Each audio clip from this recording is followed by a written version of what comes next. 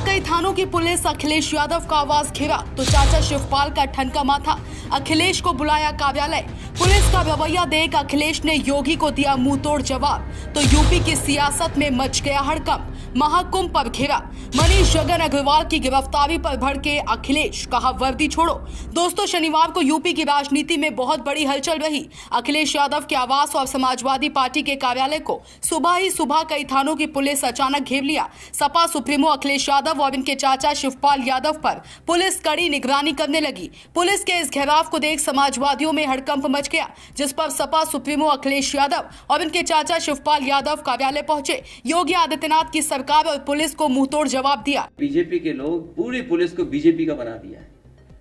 मैं तो पुलिस से कहूंगा कि तुम वर्दी छोड़ो, वर्दी छोड़ो। समाजवादियों की जो कभी कभी टोपी के बारे में बुला भरा कहते थे, बीजेपी के लोग भी टोपी पहनने लगे, तो वो टोपी लगा करके आप थाने में बैठिए।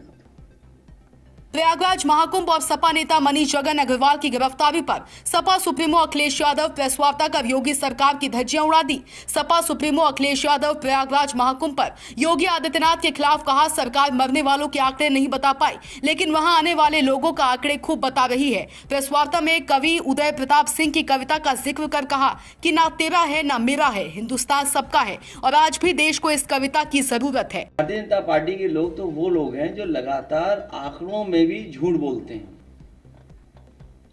कुंभ में जो हमारी जानकारी है, अभी तक 60 करोड़ लोग स्नान कर चुके होंगे, लेकिन सरकार बता नहीं रही है। सरकार जानबूझ करके आंकड़े इसलिए कम बता रही है कि कल को एडमिनिस्ट्रेटिव या मैनेजमेंट की कोई स्टडी करना चाहेगा तो जो इनका फेलियर रहा है, जो इनका मिसमैनेजमेंट रहा है, उसकी जानकारी हो जाएगी। ये कुंभ का मिसमैनेजमेंट की स्टडी ना हो, इसीलिए जानबूझ करके गिनती कम बता रहे हैं। हमारा सरकार से अपील है कि बहुत सारे बुजुर्ग 65 साल से ऊपर, 70 साल से ऊपर, वो लोग स्नान नहीं कर पाए।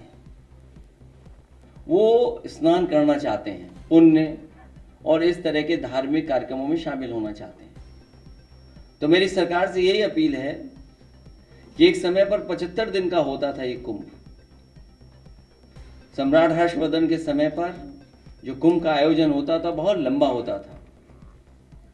उस समय जहां दूर दूर से लोग, हर धर्म के लोग आकर के उस कुंभ में शामिल होते थे, स्नान करते थे और दान कर करके भी जाते थे।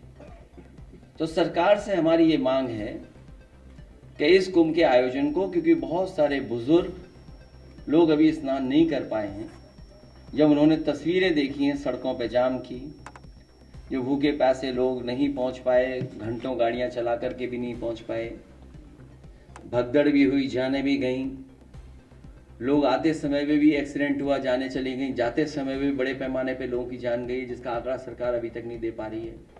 सरकार ने पहले ही कहा था कि हमने ड्रोन लगा करके, और ड्रोन से बहुत से कार्यक्रम भी किए थे, लेकिन ड्रोन का जहां इस्तेमाल होना चाहिए था, ड्रोन का इस्तेमाल नहीं किया। अखिलेश यादव योगी सरकार की कार्यशैली पर यही नहीं रुके। सपा नेता मनीष जगन अग्रवाल की गिरफ्तारी को लेकर कहा कि उनसे उस विवाद के बाद सोशल मीडिया छीन लिया था, उसे व्यापारी समाज का अध्यक्ष बनाया गया था। व्यापारी परेशान है, उनका पेज आप देखोगे तो आवाज उठा रहा था, लेकिन पता नहीं क्या परेशानी है। भाजपा को समाजवादी पार्टी मीडिया सेल से भाजपा के लोग गलत शब्द का इस्तेमाल करेंगे तो समाजवादी पार्टी के लोग भी उसका जवाब देंगे। सोशल मीडिया पर भाजपा के लोग सपा के खिलाफ गलत भाषा का इस्तेमाल करते हैं, उनके खिलाफ कुछ नहीं करते हैं, समाजवादी लोग डरेंगे नहीं। भारतीय जनता पार्टी के लोग, भारतीय जनता पार्टी की troll team, Bharatiya Janata party के जो मीडिया सेल देखते हैं, जो फाइनेंशियली उनको सपोर्ट पहुंचाते हैं, लाखों रुपया उनको मिलता है प्रति महीना,